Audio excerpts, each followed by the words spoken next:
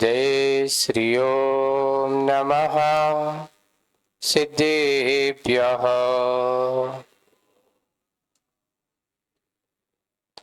नमो अरिहन्ताणं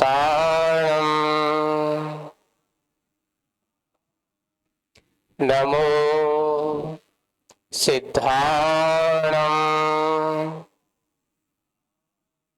नमो आयर्याणं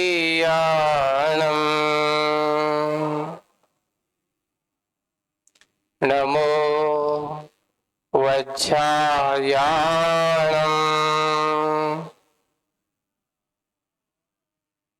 नमो लोये सव्यसाहूढम्।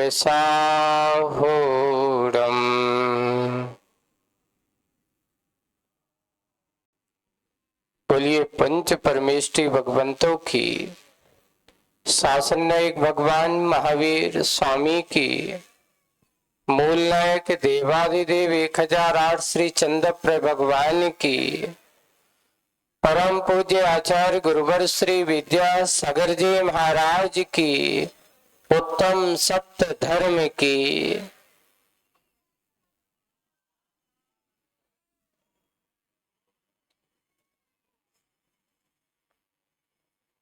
आचार्य कुंद कुंद महाराज ने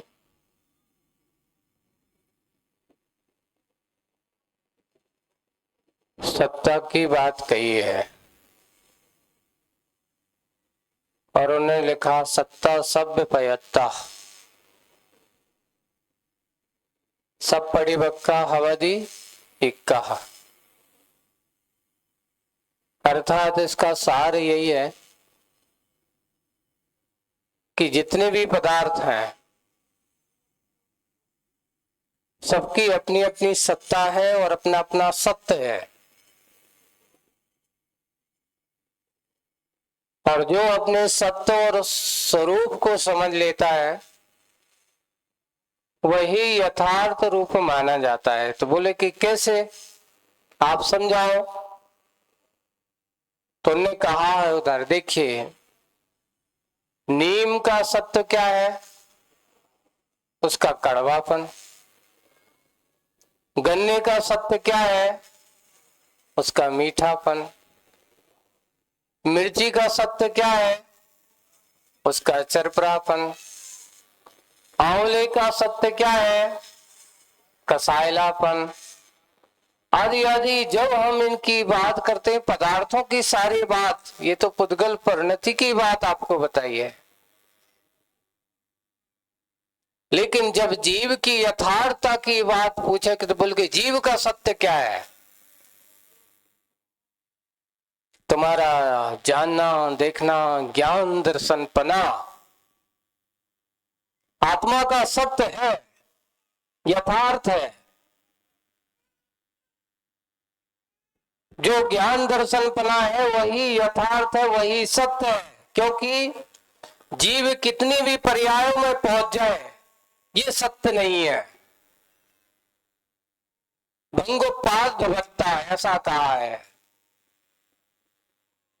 कि उत्पाद वे, और लेकिन जो होते हैं बनते हैं मिटते हैं, आए गए, लेकिन ध्रुव रूप जो सत्ता है उसका कभी विनाश नहीं होता। जीवत्वपना, इसका कभी विनाश नहीं होगा, न कभी होता है न कभी हुआ है। विनाश किसका होता है?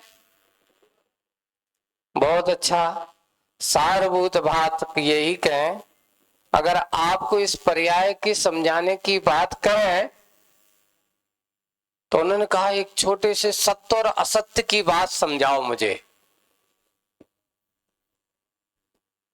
देखो, सत्य वो होता है जो हमेशा साथ रहता है, और असत्य वो होता है कि बाद में मिलता है और पहले चला जाता है। जैसे कैसे, आप अपने मुख को देखो, उसमें सत्य क्या है और असत्य क्या है बताओ।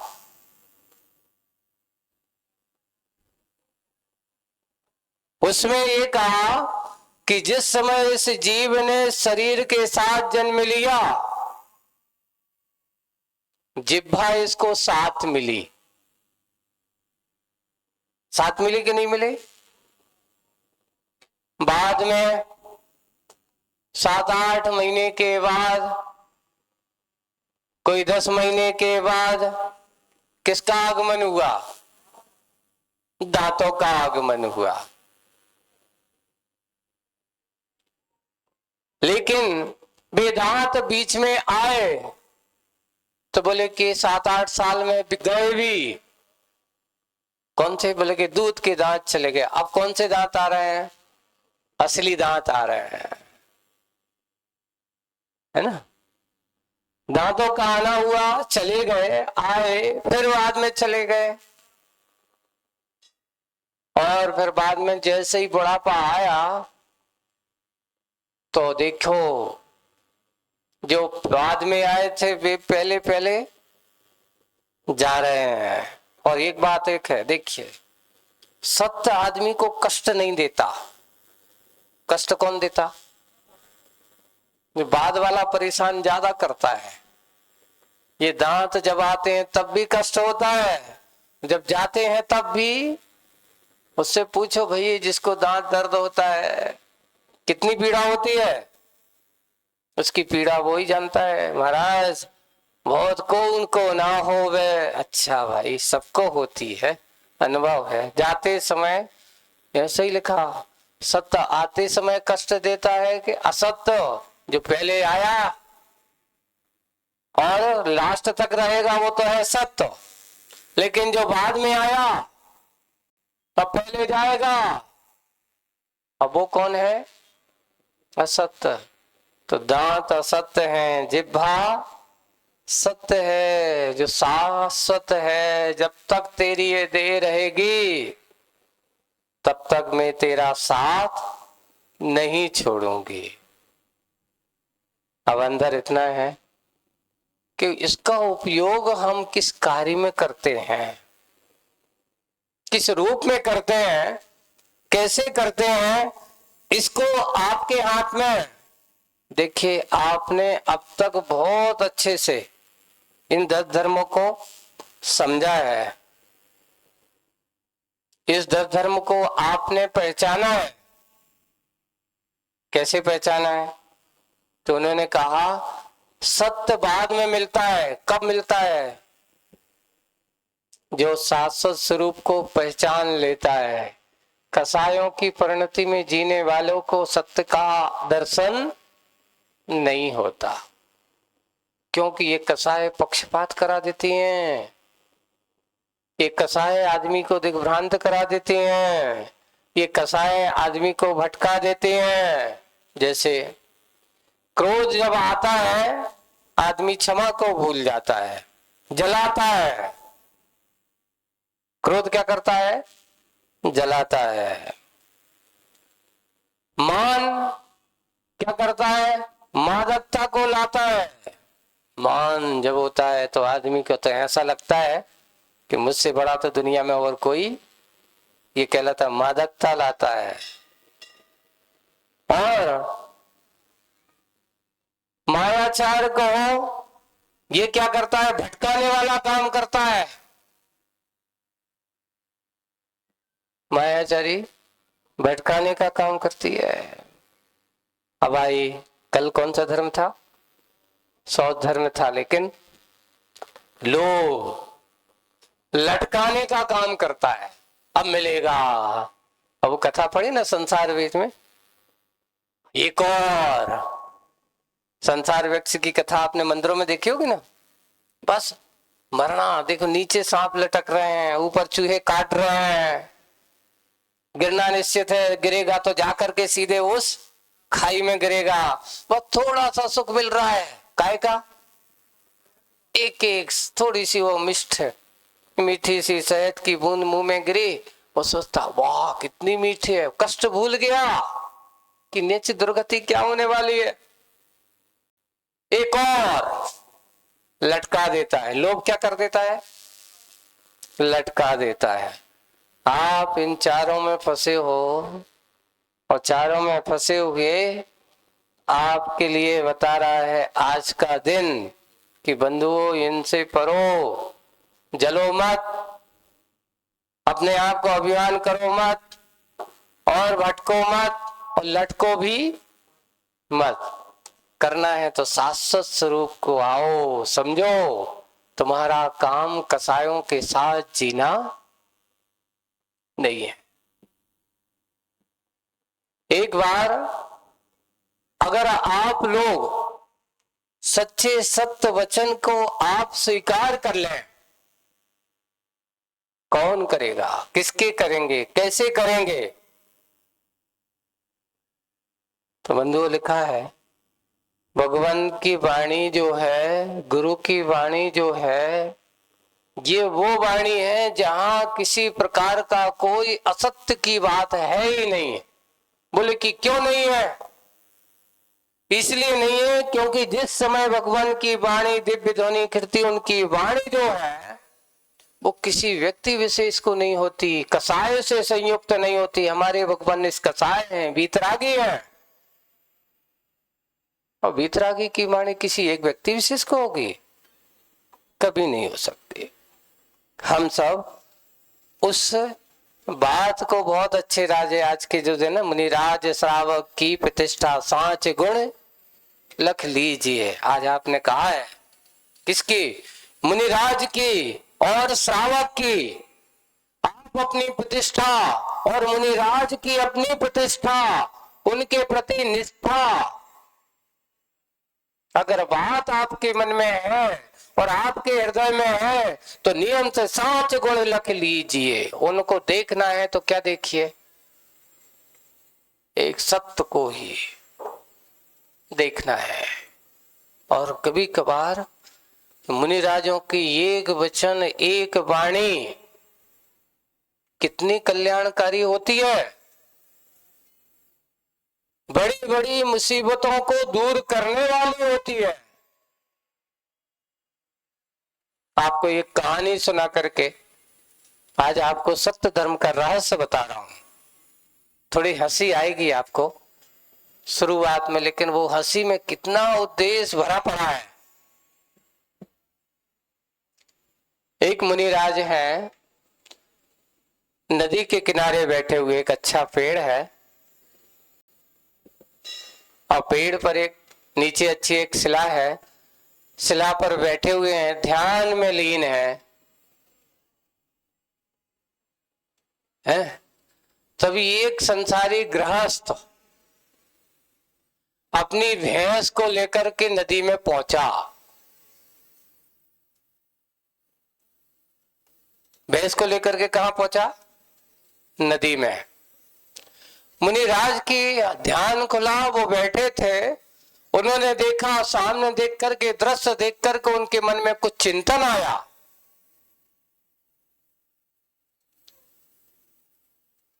और उन्हें मन में चिंतन आएगा तो मुनिराज उस चिंतन को गुनगुना रहे हैं। वो चिंतन आपको बताता हूं, लेकिन तभी एक और घटना घटती है। घटना ये घटती है कि नगर के राजा ने सुना कि मुनिराज आए हैं, उनके दर्शन वो श्रद्धावान था और मुनिराज के दर्शन करने वो राजा अपने परिकर के साथ आए। उन्होंने परिकर को वहीं रोकना। इधर मुनिराज ने देखा, किसको देखा? वो भैंस को, पानी को खड़ा कर दिया है और भैंस को खड़ा करके अब उसको नहला रहा है, पानी डाल रहा है उस पर। तो मुनिराज कहते हैं उन्होंने चिंतन किया। क्या किया? तो उन्होंने किया घीस घिसावत, घीस घिसावत और लगावत पानी। घीस घिसावत, घीस घिसावत और लगावत पानी। तेरे मन में क्या बैठी है, तेरे मन की जानी।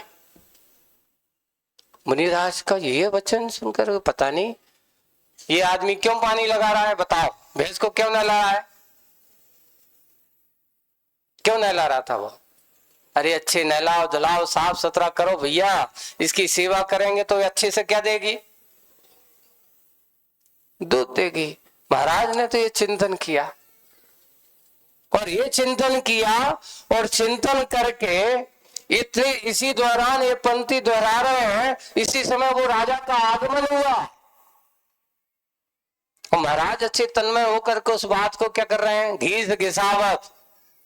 घीस घिसावत और लगावत पानी, तेरे मन में क्या बैठी है तेरे मन की जानी।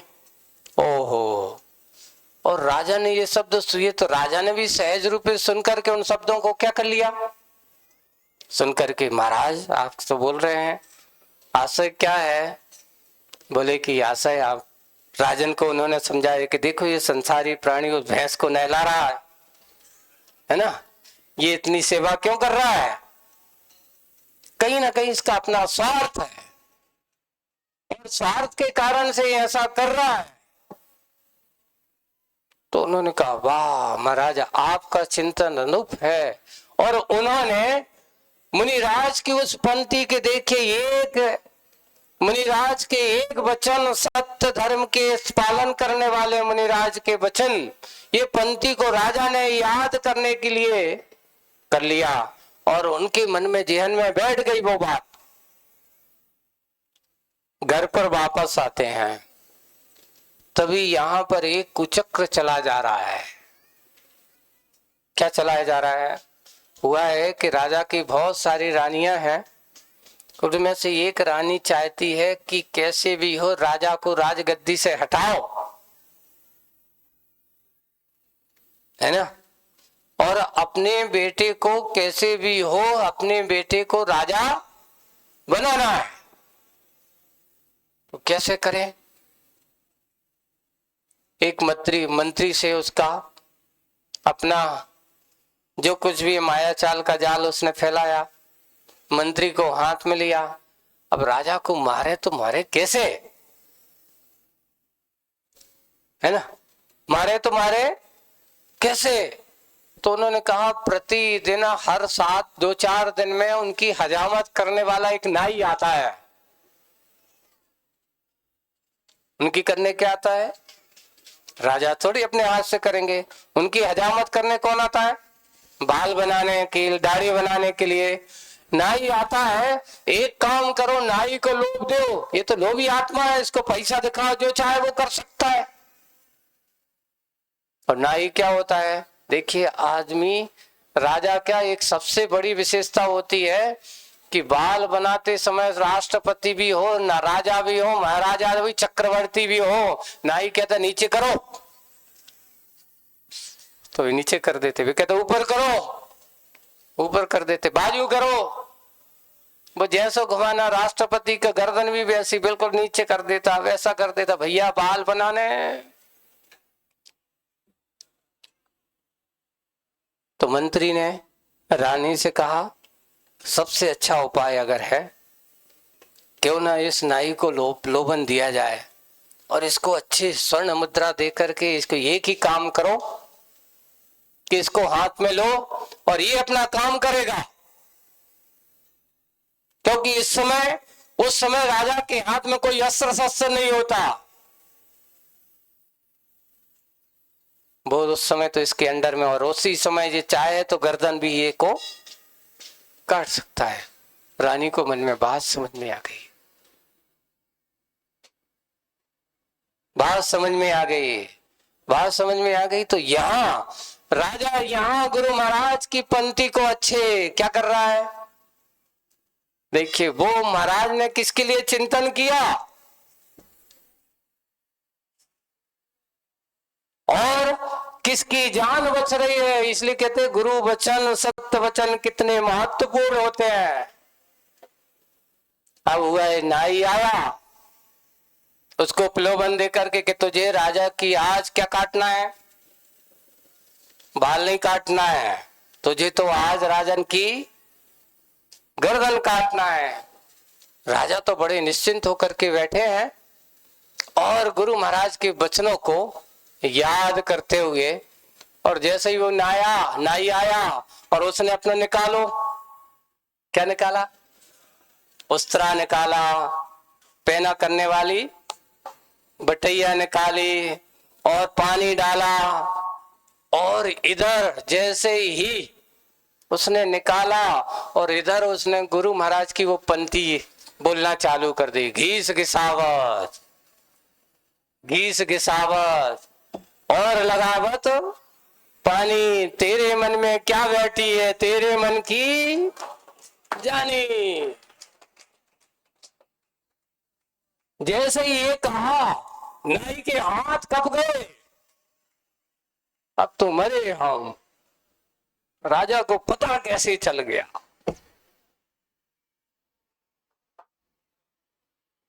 पता कैसे चल गया कि आज मैंने ऐसा योजना बनाई है? और हुआ ये, जैसे ही उसने हाथ बढ़ाए उसके हाथ कप रहे हैं। राजा ने कहा क्यों? आज तक तेरे इतने दिन से नाई मेरे बाल बढ़ा रहा, तेरे हाथ कब क्यों रहे हैं ये बता। और जब उसने राजा ने जोर से बोला, नाई तो डरपोक होते ही है।